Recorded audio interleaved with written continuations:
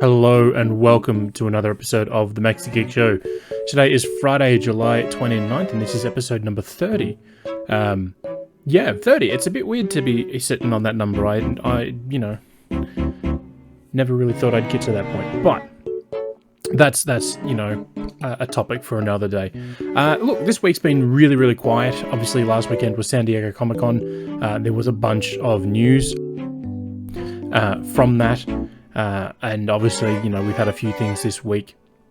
It is, however, the end of the month that it is summer in the Northern Hemisphere, as many of them are finding out with their, 35-degree days and up.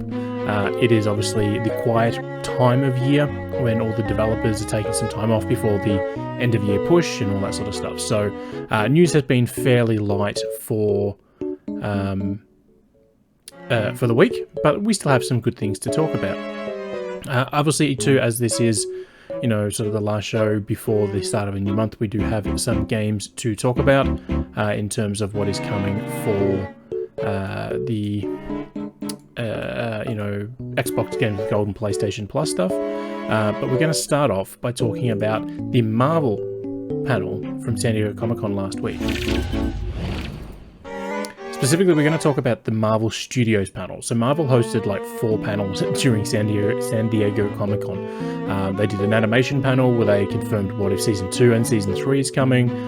Marvel Zombies, they talked about the X-Men 97 series. I Am Groot got a trailer, a whole bunch of stuff. So they hosted a panel for Marvel Studios as well. So there's Marvel Animation and Marvel Studios that do animation. Marvel Studios do the movies, Iron Man, all that sort of stuff. And then we have, Marvel Comics and a few other bits and pieces. So the Marvel Studios one is what we're talking about now. Now, the big thing with Marvel Studios is, we're currently in what they call Phase 4. So Phase 4 started with Spider-Man... Far From Home. Yeah, that one. The one set in Europe. So that was that one, and it will end this November with the release of Black Panther: Wakanda Forever, which did get a trailer. We'll get into that in a moment. So in terms of the actual run schedule, so Phase 5 will begin next year with Ant-Man and the Wasp: Quantumania, and then it will end with Thunderbolts in July of 2024. So not that long of a period, about 18 months. To put it in perspective, Phase 1 of Marvel Studios thing, which wasn't really a thing when they first started it, was the first Iron Man movie through to the Avengers movie.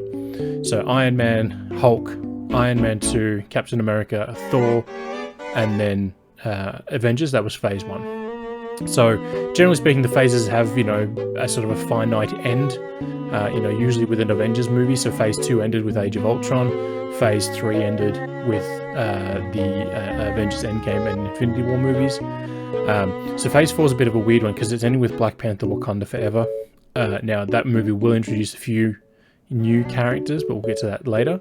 But Phase 4 has sort of been a reshuffle for them. So, Shang-Chi and the Legend of the Ten Rings, the Eternals, we had the Black Widow movie, which technically fits into the Phase 3 timeline, but it was released as part of Phase 4. So there's a lot of stuff in there that most people may not realise in terms of where it's sort of fitting in. A lot of people have been like, oh, there's no overarching villain yet. This is all confusing. Phase 4's general sense was, one, it's a reboot of things. A lot of the heroes have either died or retired at the end of Phase 3. The only one that's, from the originals that's still going is Thor. So, yeah, they sort of had to do a bit to reshuffle and bring in new characters and all that sort of stuff for the next phases of the timeline. So, Ant-Man and the Wasp will kick off Phase 5. But before then, we have, starting in just a couple of weeks, we'll have She-Hulk, which is described as a comedy series. So, who knows how that'll go. It's not as if Marvel have had, any practice in doing quippy liners or whatever in their movies before. But yeah, so excuse me, that'll run for 6 or 7 weeks or so. And then Black Panther in November. that is pretty much it for the rest of this year for Marvel. There's not a lot. There's no other live action shows coming this year. There's no animation shows coming this year. It's really just She-Hulk and Black Panther to sort of wrap up the year for Marvel, which, you know, has been a pretty big year for them. They have, you know, Doctor Strange 2 in there. Obviously Thor Love and Thunder just came out. You know, we had Moon Knight and Miss Marvel as well. So they have done a lot, but they're sort of just not coasting by. They're just not really doing a lot later this year. And I think that's more to do with, the pandemic stuff. The flow-on effect from that has now finally sort of caught up with them, like it has with many other companies. But starting next year, as I said, is Ant-Man and the Wasp: Quantumania, which will be the first film of Phase 5. Then Secret Invasion, the TV series, will release sometime in the autumn months. We don't have a date for that one yet. Then Guardians of the Galaxy Volume 3 will hit cinemas on May 4th, 2023. Then in winter, we get Echo and the second season of Loki. Echo is the one based around the deaf chick from Hawkeye. I can't think of her actual name. But we'll get to that in a moment, stand further. Then in July of next year, so literally we're 363 days away, will be The Marvels, which is sort of the next step for after Miss Marvel, how that ended. And then end of next year we have Blade, which is Mahershala Ali is stepping into the role as the Daywalker there. And then sometime in the spring, we don't know when exactly, so it could be, you know, mid-September, it could be late November. We'll see Ironheart. Ironheart is Kiki Williams, who we'll see in Black Panther this year. And then sort of over the holiday break, the Christmas, New Year period, we'll see the release of Agatha Coven of Chaos.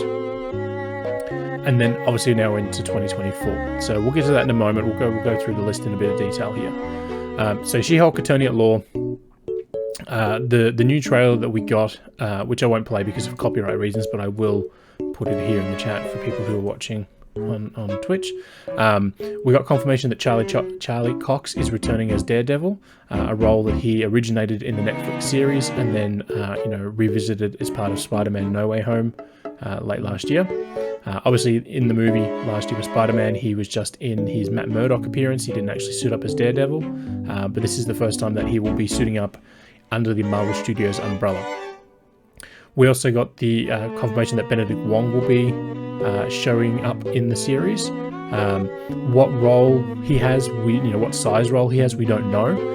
Obviously, we know Mark Ruffalo is in the series. We know that Tim Roth, who is Abomination, is in the series. But beyond, sort of their roles are pretty standard. But Benedict Wong is very unknown. Obviously, he was in the Doctor Strange movie. He popped up in Spider-Man. He was in Shang-Chi. I think the only thing he hasn't sort of really been in is Moon Knight or Miss Marvel. So Wong's been sort of all over the place in this phase. So people have said it's the phase of Wong, and they might be right there. As I said, in November we will see Black Panther: Wakanda Forever. So the big thing, obviously, is that Chadwick Boseman passed away, and he was King T'Challa. So going forward, this movie is more about how Wakanda proceeds without their king. There is the release, so it came out a couple of days ago, what they call Black Panther Wakanda Forever Prologue. It is not a sampler of music, but it's a couple of musical tracks, from the actual full album, which will release later in the year. So to give people a bit of an experience of what's to come. The role of Ironheart, which is, we have a show for that next year, Kiri Williams, it's been played by Dominic Thorne, so we'll get introduced to her here. The big thing with Ironheart is her character was billed as, smarter than Tony Stark, and she builds her own suit of armor. The big thing with Wakanda Forever is that Tenoch Huerta is set to play Namor. So Namor is officially in the Marvel lore the first mutant. He is the king of Atlantis, very much like Aquaman, if you will. The big thing, obviously, though, that Namor he's got gills and fins and flippers, sort of thing. Depending on the style of the comic. This one, the movie appears to be following the storyline where Namor floods Wakanda to turn Wakanda into, you know, a new empire for himself. How that shapes up, we don't know. Interestingly, Universal Studios had the film rights for Namor for quite a long time. Same as I think they still do for another few years for Hulk. So if those rights do lapse, we may get a standalone Namor, you know, property sometime soon. But much like, you know, we sort of got a slight Planet Hulk, you know, plot line in Thor Ragnarok. You know, Marvel Studios can't produce a Hulk movie on their own without Universal. So, but they can put Hulk in other things as long as he's not sort of the title character. But yeah, so that's sort of the rest of this year. So we don't have any other footage from anything going forward from this point because even though Marvel Studios show things at San Diego Comic-Con, they never show things publicly because they are mean. I won't say any more on that one. As the Ant-Man and the Wasp Quantumania is coming out next year, Catherine Newton is set to take on the role of Cassie Lang, who is another shrinkable action hero coming to the movie. MODOK has been confirmed to appear in the movie. In what context, we don't know. MODOK, it's an acronym. People will shoot me for this one, but I cannot remember what it stands for. But basically, MODOK has the ability to take on any sort of technology, to control any technology. He is generally the one responsible for AIM, which was the villain, the bad guys in Iron Man 3 under Killian there. So they sort of butchered AIM in the MCU already, but MODOK is generally the one there. He's a big sort of, not an antithesis, but he's sort of a big adversary of Iron Man, being that they're both tech heads. We also learned that Bill Murray will be in the movie in some way, shape, or form. We don't know what role that will be. Maybe he'll be Scott Lang's father. Maybe it'll be just a guy on the street who gives a pep talk to them at some point. We honestly don't know. It was stated that most of the movie will take place in the quantum realm, which is we've seen it before in the first Ant-Man movie and in Ant-Man and the Wasp. When they shrink down. So what this looks like, we'll have to wait and see. It is also the introduction for Kang. So Kang the Conqueror.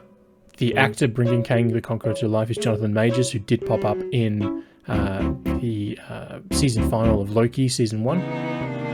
Interestingly, even though he was playing Kang, he was playing sort of like a chill version of Kang, who went by the title or the name of He Who Remains. That honestly was a horrible episode, and I think it's probably one of the weakest things Marvel have ever done. But Kang will be around in Quantumania, and obviously we'll get further on as to what he'll be doing. Secret Invasion is the one with Samuel Jackson and Ben Mendelsohn, both reprising their roles as Nick Fury and Talos, the Skrull from Captain Marvel. We also learnt that Kobe Smulders will be back as Maria Hill in the series, and that Don Cheadle will be popping up as War Machine. Kobe Smulders obviously, took on the mantle of Maria Hill in the first Avengers movie, popped up obviously again in the others, also had a bit of a cameo at the end of the Avengers Infinity War, alongside playing the role of Maria Hill, but also the Skrull version of Maria Hill in Spider-Man Far From Home. So we'll have to see how all this shakes out. Obviously, Don Cheadle as War Machine is great to see. We don't know what role he will play in this, but we know he'll be in Ironheart as well. Secret Invasion obviously is where a set of the Skrulls, or subset of Skrulls, invade Earth and start taking over the positions of power from various people. And the general gist of a Skrull is that it's impossible to tell, even from DNA level, who's a Skrull and who's not. So that's why they're very, very good at sort of stealth invasions, if you will. In May, obviously, we'll see Guardians of the Galaxy Volume 3. Now, this is the end of this Guardians team in the MCU. Obviously, Guardians of the Galaxy has a lot of characters that they sort of cycle through. We've seen Nova, who's another character that's popped up. It hasn't popped up in the MCU yet, but they've been a part of the Guardians from time to time. We've seen Thor do it. So we see a lot of characters rotating through. So this will be the first time, this will be the last time that this group of actors will be together as the Guardians. Director James Gunn was on stage at Comic-Con to announce that, you know, that some stories will come to an end, but it doesn't mean that all the characters will die. Obviously, it means maybe somebody will die. You know, who knows? Maybe Drax will stand still so long that we won't know anything about him. We know that Cosmo will be in the movie with Maria Bakalova voicing Cosmo. If you don't know the name Maria Bakalova, she was the actress who brought you know, Borat's daughter to life in Borat's subsequent movie film. And then we also learned that Chukwudi Iwuji, I've butchered that and I apologize, has been cast as the High Evolutionary. The High Evolutionary is a being that likes to disassemble things. He likes to find out how everything works, and because of their belief they are superior to everything, they have basically no morals. So they're more than willing to you know, kidnap somebody just to see, you know, how it works. We also got confirmation that we'll see a baby Rocket in this movie, so we'll have to wait and see on that one. As said, we got details. You know, we got the timeline for Echo and Loki, but no other details for those were announced at that time. Same with the Marvels. We knew this was coming. Obviously, they sort of hyped it up at the end of Miss Marvel, but it was there. Blade, we got a new logo for Blade. Initially, all the sort of missing parts of the letters were white to go alongside with the red. They've opted now just to drop the white, just go straight with the red. So as Ironheart, you know, we'll see Dominic Thorne playing Kiki Williams, who is the girl who becomes Ironheart. We know Don Cheadle will be in it. That was confirmed last year. Beyond that, you know, they got a new logo for it, but we don't have any other details. Agatha Coven of Chaos is the new name for what was called Agatha House of Harkness. It got a new logo, new title. That's all that happened for that one. The big news, obviously, for the TV shows is that Daredevil Born Again is coming next year to Disney. It's coming in 2024, I should say, to Disney Plus, and that obviously is, you know, we'll have both Charlie Cox returning as Daredevil / Matt Murdock and Vincent D'Onofrio back as Kingpin. So if you recall, at the end of Hawkeye, Kingpin, you know, encountered, I was going to call it Echo, and then just as the camera panned up away from them, there was a gunshot. It's one of those things where in Hollywood, unless you see somebody get shot in the head, they're never dead, because, you know, they you know, and contracts and all that sort of stuff can always change. We don't know where this fits in the timeline. Will this be before the events of that show? Before the events of Hawkeye? Is it after it?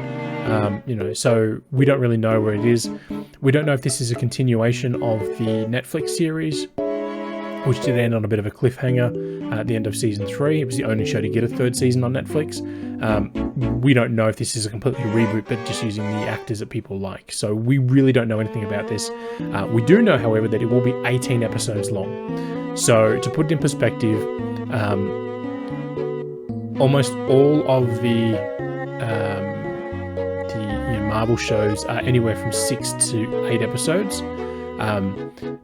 Most of them are 6. So Moon Knight, Miss Marvel, Loki, Hawkeye, Falcon and Winter Soldier, they were all 6 episodes. WandaVision was 9 episodes, but WandaVision's episodes were like 25-30 minutes, whereas the rest should be around 40 to 45 minutes. Sometimes they run a lot less, they run closer to half an hour, but generally speaking, they are around, you know, sort of 40 minutes, 45 minutes in length. But again, there's still only, you know, sort of 6 episodes. So Moon Knight was 6 episodes, Loki was 6 episodes, Hawkeye was 6 episodes, but Daredevil is 18. Whether or not that means we're getting 18, you know, 40-minute shows, or we're getting 18 20-minute shows, we don't know. But it's just 18. Moving back to the big screen next year, 2024, we'll also see the release of Captain America: New World Order. Apart from confirmation that it's happening and that Mark Spellman, the guy who brought Falcon and Winter Soldier to Disney Plus, is writing this movie, we don't know anything about it. Also in 2024, we'll see the release of Thunderbolts, which is another team, not a bad team. They're not Suicide Squad level, but think of them more as the anti-Avengers. They're more prone to being, you know, to not doing bad things, but willing to do dirty things in order to get a mission done. So I know some people, think of this as sort of Marvel's Suicide Squad, and it's not a bad comparison, but it's not who they really are. So these aren't bad guys. They're not, criminals that were in prison. They're heroes that just have a little bit more grey in how they approach things. So that's them. That's sort of the last movie for 2024. For Phase 5. And then kicking off Phase 6 will be Fantastic Four. Apart from the logo, we don't know anything else about this one. There's no casting news yet. I know people were very happy to see John Krasinski in the role of Reed Richards in Doctor Strange in the Multiverse of Madness. The problem with that is that, we know for a fact that some roles, were played by different people. So, we've seen the joke is, Peter Parker in the multiverse is 3 different people, the 3 different actors that played Spider-Man over the years. But Doctor Strange in the multiverse is always Benedict Cumberbatch, right? So John Watts was signed on to direct Fantastic Four, but he's stepped away for whatever reason. Maybe he wants to focus on his Star Wars show with Jude Law. Maybe he just doesn't really have it in him to do another Marvel thing at the moment. We don't know, but he's no longer involved in it. So beyond the logo, we really know nothing else. Now, the big thing here for the movies is the 2 Avengers movies coming out in 2025. Avengers: The Kang Dynasty will be in May of 2025, and then in November of 2025 will be Avengers: Secret Wars. Now, the Kang Dynasty movie is being directed by what's his name? Daniel something or other, the guy who directed Shang-Chi and the Legend of the Ten Rings. He's doing this one. So we know he's also, helping to write the next Shang-Chi movie, but we don't know anything beyond that at this point for what the Kang Dynasty has for it. Secret Wars, obviously there are 2 Secret Wars adaptations in comics, one from the 80s, one from the early 2000s. Who knows what's going to happen with this one? Will it be a direct connection to Kang Dynasty like Endgame was to Infinity War? We don't know.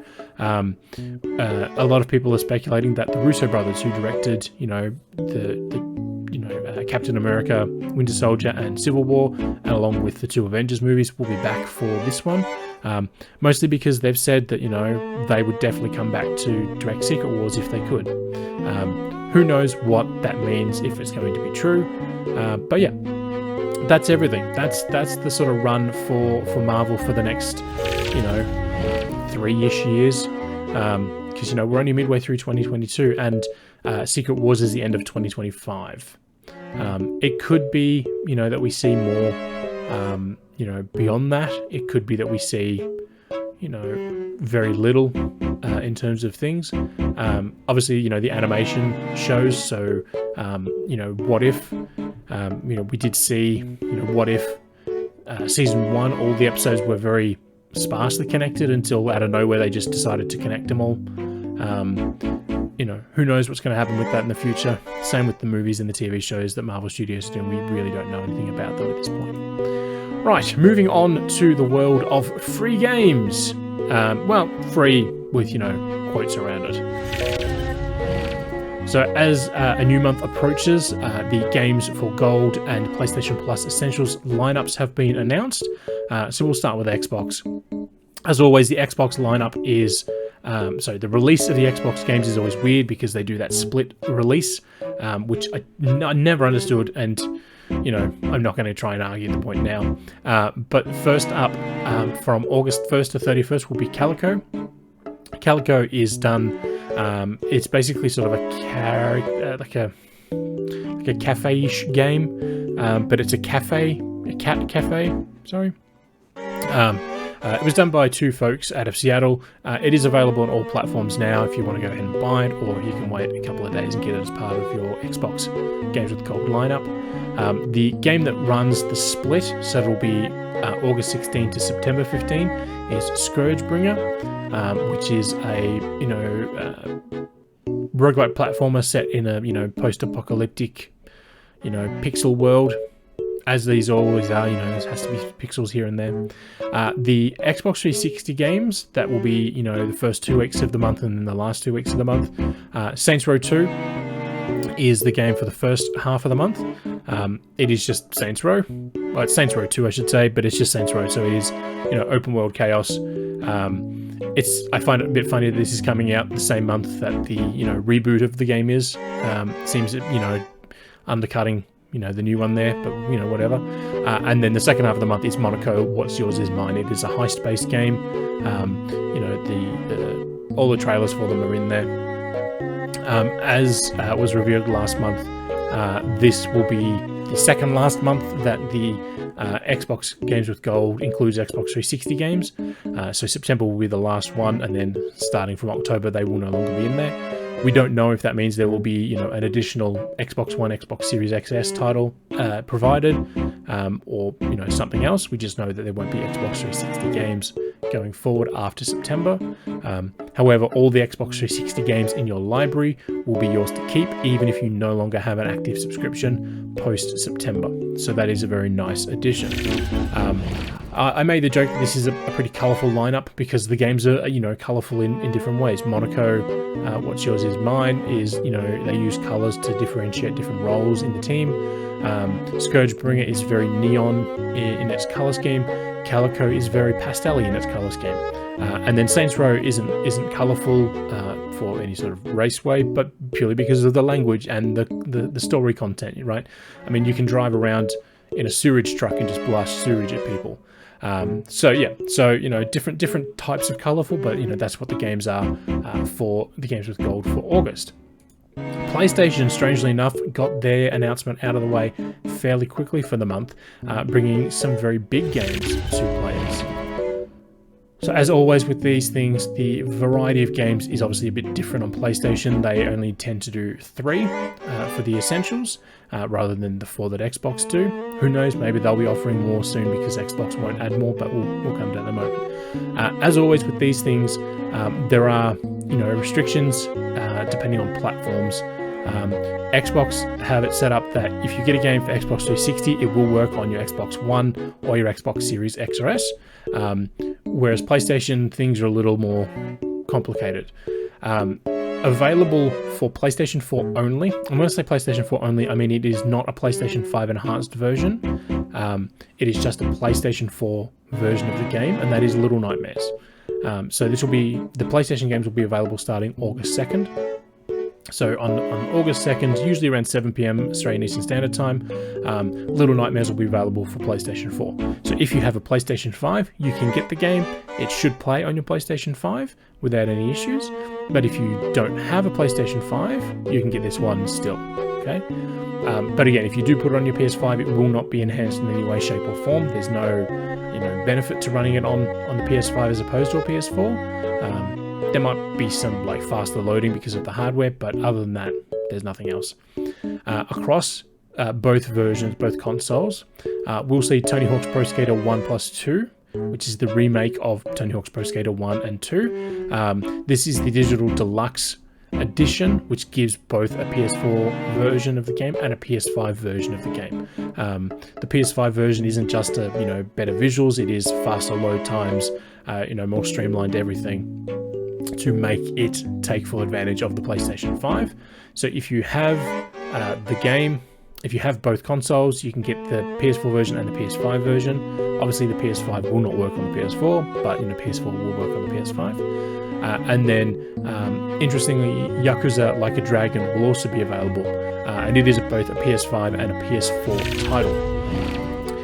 It seems that Yakuza is also a big thing for PlayStation this month because, so Yakuza Like a Dragon released originally on PS4, Xbox Series XS, Xbox One, way back, in November of 2020.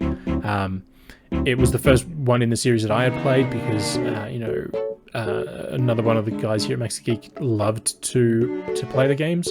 But this was, given to me by Xbox for the new hardware, so that's why I played it. I loved it. I thought it was great. It definitely takes a while to get going, but once it gets going, it's pretty good.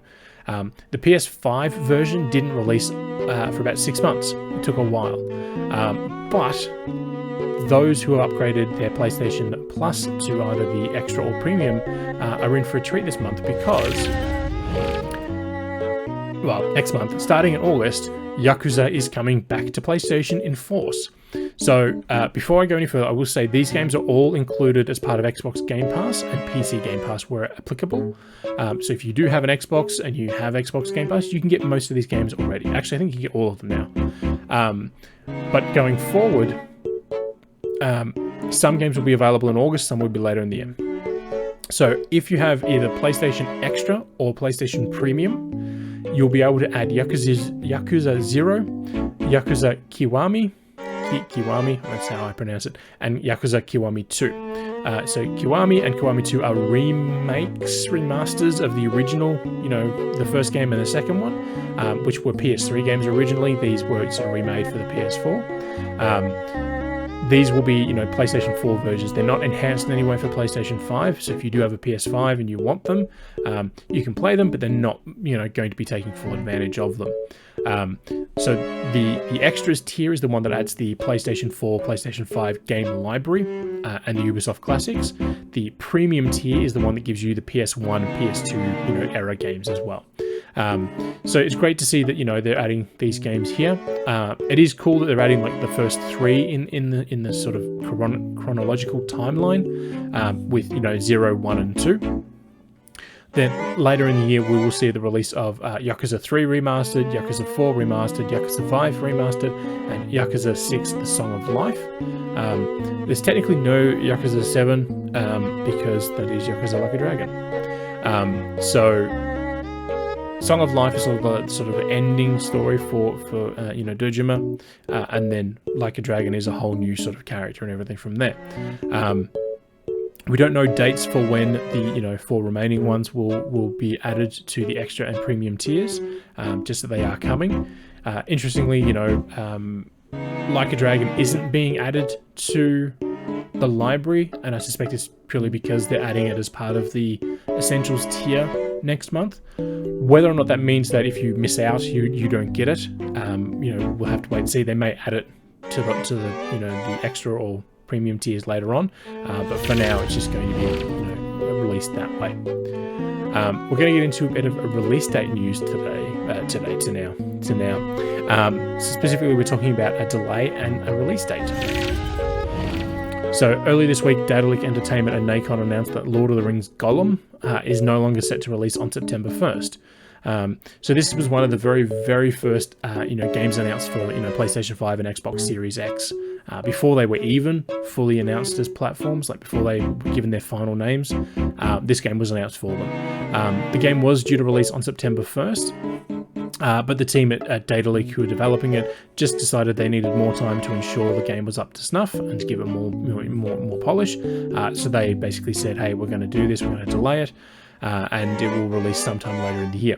Interestingly, the Switch version, which is also coming, which was never dated for September 1st, they said it was coming later in the year. We don't know if that's now further delayed to account for this delay, or if it will release at the same time.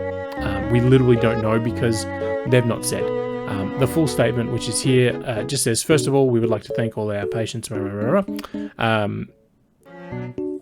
That being said, in order to deliver the best possible experience, we've decided to push the release of The Lord of the Rings Gollum by a few months. We'll update you with an exact timing in the near future. That is literally it. There's no other information other than that, they're delaying it to polish the game off. We do know, however, that, Daedalic and Nacon will both be at Gamescom, in late August, which is basically a month from now. Will this game show up? Will it get a release date then? We don't know. But I suspect that, that would be the time to sort of, push out the fact that it now has another release date and they're aiming for it. But we'll just have to wait and see for that one. It does look very, very cool. It looks very, it's a stealth-based game. So, Gollum / Smeagol is not known for being, a sword-wielding badass. He's not, surfing down stairs, shooting a bow and arrow like Legolas. So, stealth is the key for this game. And Daedalic did release the Styx games for Xbox One.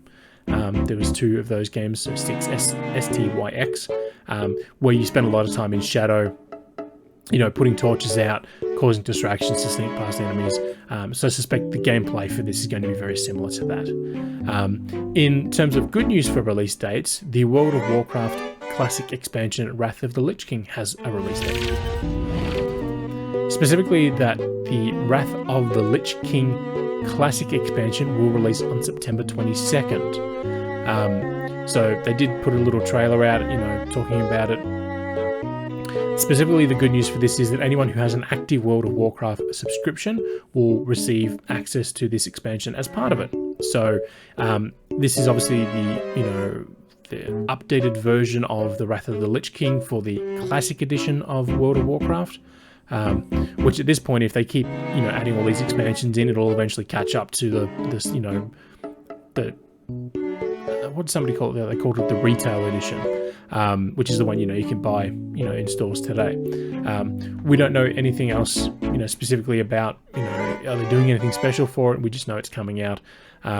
Given that it's going to be a regular sort of free release, don't expect any sort of fancy release for it, any collector's editions like they're doing for Dragonflight, but it should be good anyway. Late last night, Nintendo also announced that the second wave of Mario Kart DLC is coming, and it's coming next week.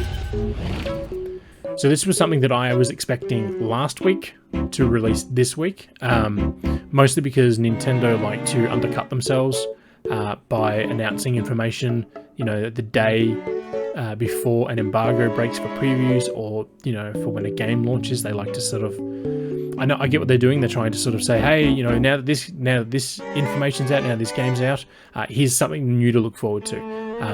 If they did it the day after, it would make sense. Technically, they tend to do it the day before, which doesn't make sense. Obviously, too, this is the second of the six packs. Yeah. So it will include 2 cups. Each cup will contain 4 tracks. For the most part, they are a mix of tour tracks, so the mobile version of the game, along with classics from all the different ones. One completely original track, which will be there'll be a tour version of it in the future. I will say this now: I do not like the tour tracks. I think they're not what Mario Kart needs. For the mobile version, sure, fine. It's a reason for people to jump back in every 6 weeks when they release a new one. Like there's a Sydney one, there's a New York one in here. There's the Tokyo one, there's the Paris one. They're fine for things, but they don't really work for me in the console. But let's have a look through what is coming. So as I said, there are two cups. There's the Turnip Cup and the Propeller Cup. The Turnip Cup will see New York Minute, which is the one here with Donkey Kong, Mario Circuit 3 from the Super Nintendo, Calamari Desert from the Nintendo 64 release, and then Waluigi Pinball from the DS. This is obviously a very big deal because people do love both Waluigi Pinball and Calamari Desert. I don't think anyone has a particular fondness for New York Minute, and Mario Circuit 3 is fine and all, but the SNES games tracks aren't that memorable compared to the sort of more modern ones from the Nintendo 64 onwards. But yeah, it is what it is. Calamari Desert does look very, very cool, if only because they appear to have modified the track so you can race alongside the train. There's an item box in one of the clips that they released in Japan that has you able to scoot around the side of the train on the train tracks and get an item. And there's also a Mario Kart banner now hanging in the tunnel. So if you know the track, as the train crosses back over the second time, there is a tunnel that the train comes through. There is a banner up there now. So whether or not you can race through the tunnel, we have to wait and see, but that's what it looks like. In terms of the Propeller Cup, which is the second of the 2 included, we will see Sydney Sprint, which is the another one from Tour. Obviously, this is set in Sydney, Australia, so this is a very local one. So this means you'll be able to take Mario or Link if you want a more human-looking character, put him in your Mercedes-Benz SL series car, and then have him drive around Sydney. This is the closest we're ever going to get to, you know, a realistic, and I put that in quotes there, realistic racing game from Nintendo, with, you know, Mercedes-Benz cars on these real-world location tracks. We'll also see Snowland from the Game Boy Advance release, so much like Cheeseland was added to Mario Kart 8 via DLC. This is another one from the Game Boy Advance, so Mario Kart Super Circuit. This is probably the one that people know the least, not for any particular reason other than it just, you know, it just sort of seemed to sort of slide on by there. We'll also see Mushroom Gorge from the Wii. Mushroom Gorge obviously being one of the sort of more unique tracks from the Wii release, because, you know, as you can see here with Toad bouncing off these giant mushrooms, that's there. And then obviously we'll get, what do they call this one? Sky High Sundae. That's the one here with Yoshi and Toad and Daisy, Rosalina and Toadette.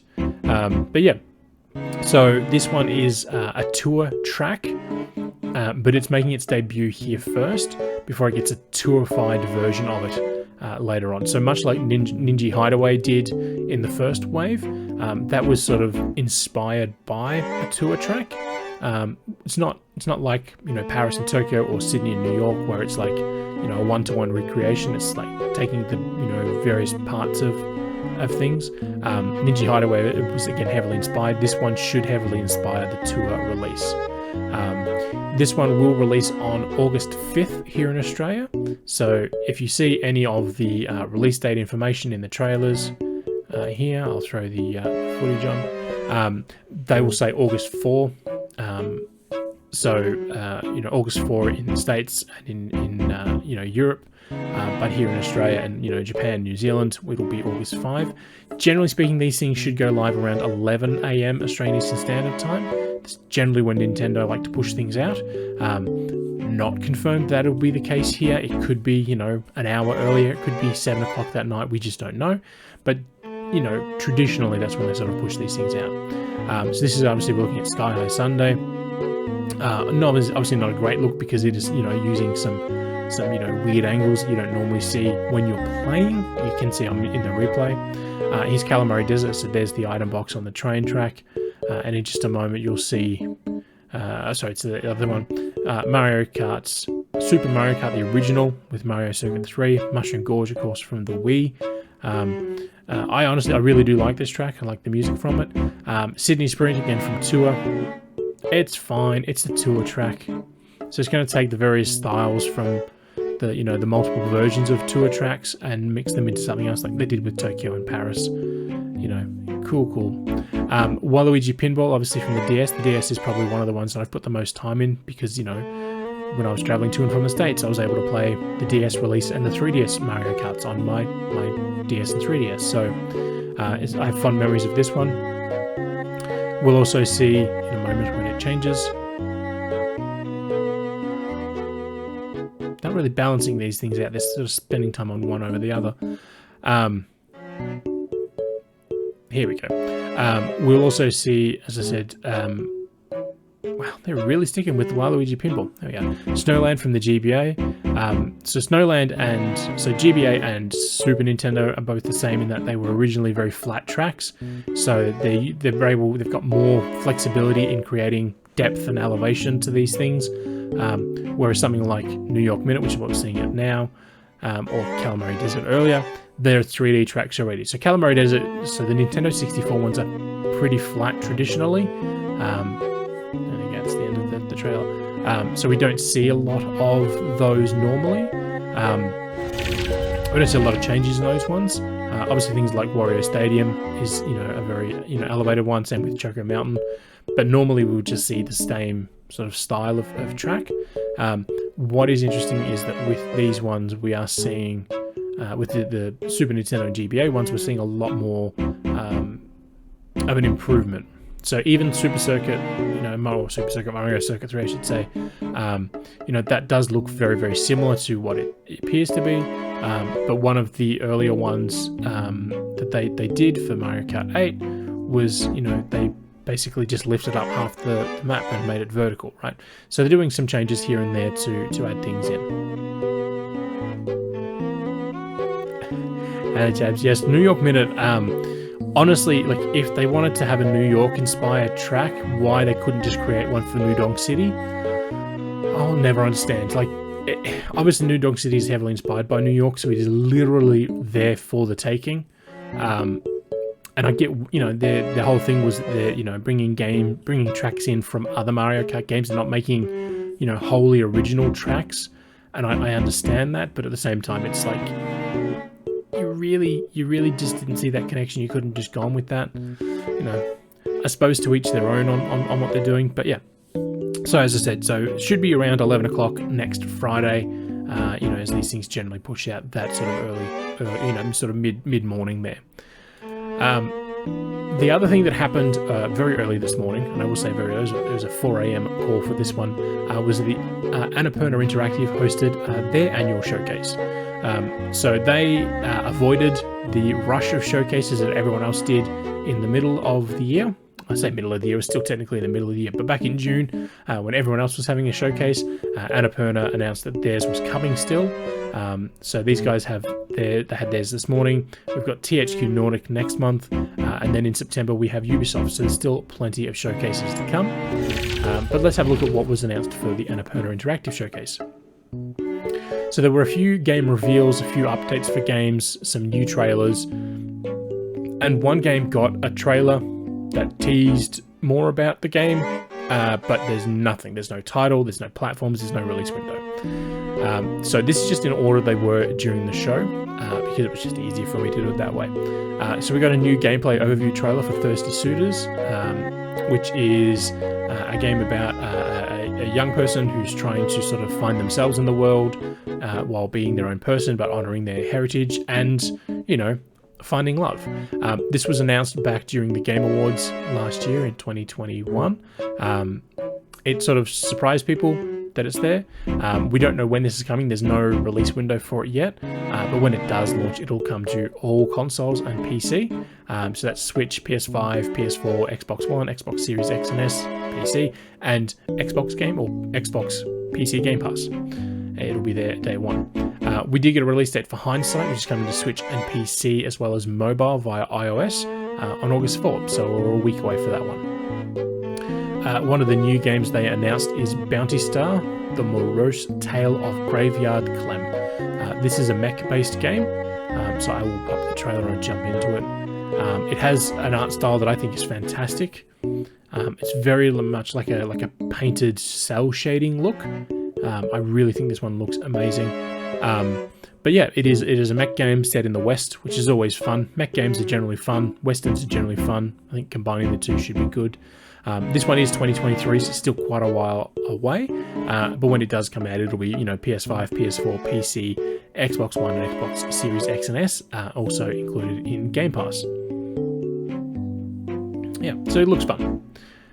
Another sort of game that got an update is The Outer Wilds. That is coming on September 15th to PlayStation 5 and Xbox Series X and S as part of a free upgrade. If you own the game on PS4 or Xbox One, you can upgrade to the same platform family for free.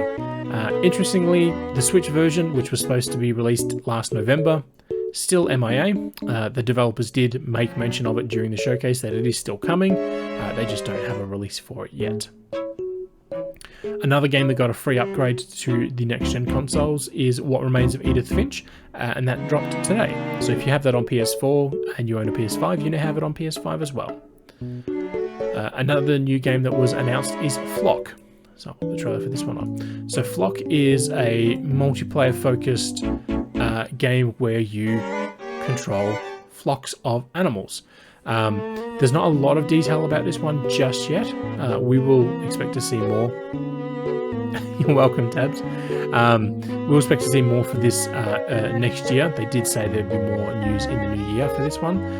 There is no release date for it yet, so they're not locked into any sort of release cadence for it. But when it does come out, it'll be for PS5, PS4, Xbox One, Xbox Series X and S, and PC, along with Game Pass.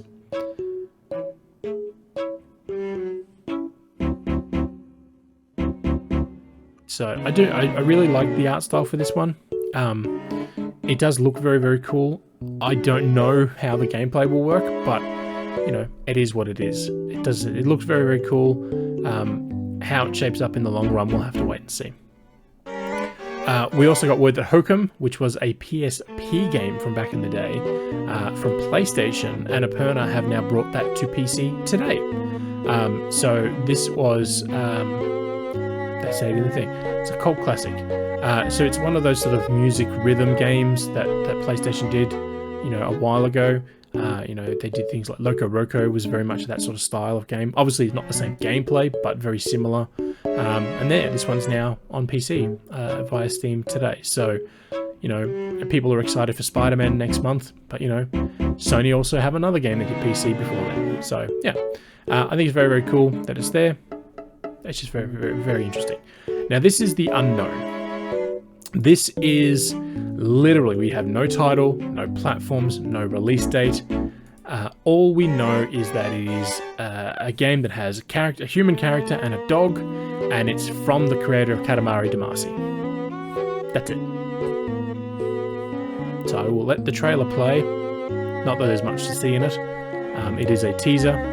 But yeah, so it is the next game from the creator of Katamari Damacy. But that's it. That's literally the most we know about this game.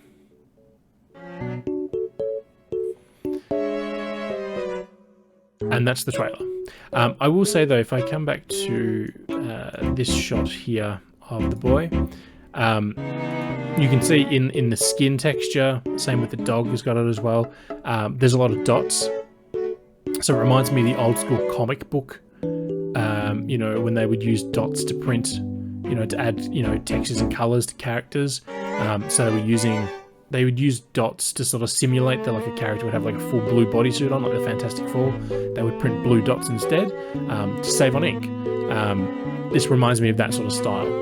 It's not exact to it, but you know, it's definitely there. But yeah, we know nothing about that game, so that is interesting.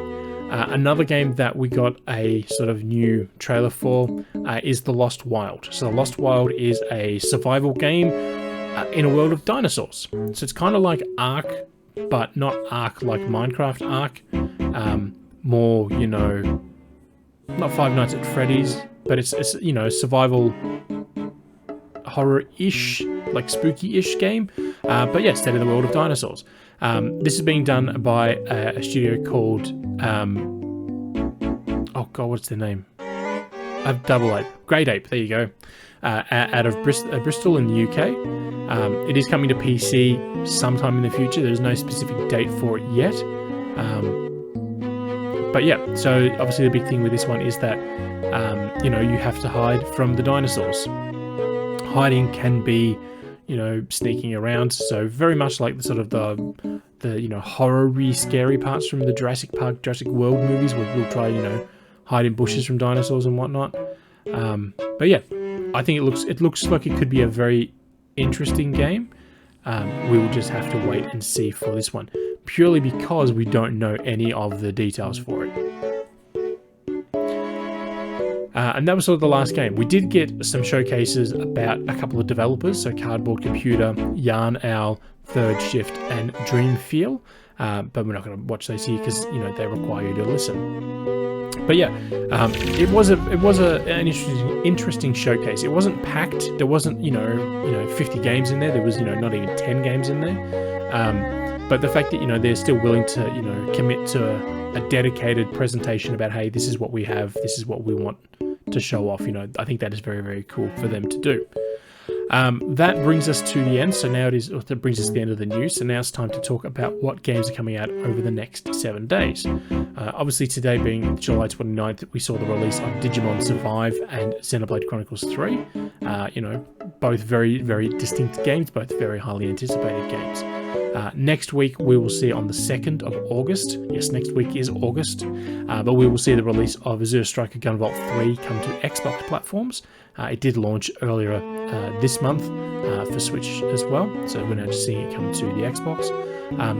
On the 2nd as well, we'll also see Frogun come to all platforms, so that is PC, Switch, PlayStation, and Xbox. That is a very PS1 3D graphics looking game where you have a gun that is a frog. That's the name. We will also see on the 3rd of August, so a day later. South of the Circle come to all platforms. That is an adventure game from 11-bit Studios. And then on the 4th is a little loaded depending on your point of view, but we'll see Hindsight come to Switch, PC, and iOS, which is again from the Annapurna Showcase. It was dated today. We'll also see Hard West from Good Shepherd Entertainment come to PC. Hong Kong-based East Asia Soft will see Sword and Fairy Together Forever release. And then on the 5th, we will see the release of Gigabash on PC and PlayStation platforms.